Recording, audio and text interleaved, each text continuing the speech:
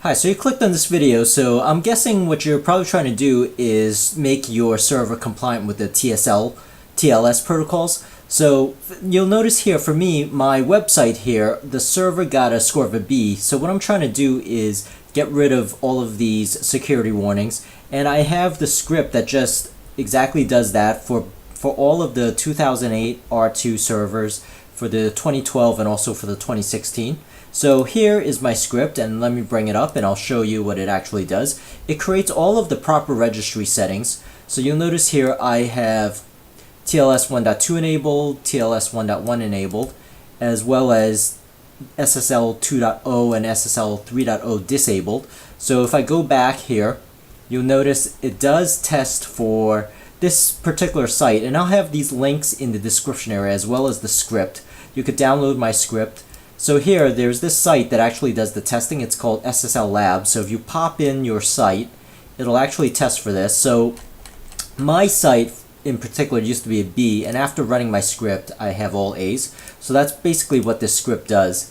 And it, in addition to the TLS and SSL, what it'll do is actually strengthen the Diffie-Hellman into a minimal bit of 2048 decimal.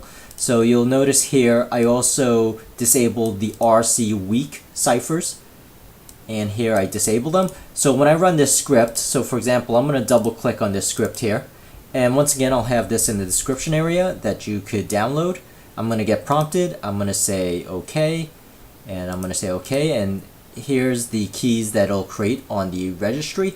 So the keys is actually in HKey local machine, system, current control set, control, security providers, and S channel, and protocols. And then under protocols, you'll see a bunch of these. So you'll notice here I have the RC4s, the weak ciphers, the weak key lengths disabled. See, enable is 0 for all of these. The other thing it does is this Diffie-Hellman is a minimal bit length of 2048, and you'll notice with the 2.0s that's actually disabled here, and with the 3.0s actually also disabled, and the TLS is enabled, and this also is enabled. And the 1.0 is also enabled, but at least it gives your the client the option of connecting or not. So you notice my before here is a B and my after is an A. And you'll notice if I scroll all the way down. So once again, you could use this site, and again I'll have these links in the description area of the video for you to download or click on. So you'll notice here that this is the before, and this is the after, where all in compliant and I get a grade of A.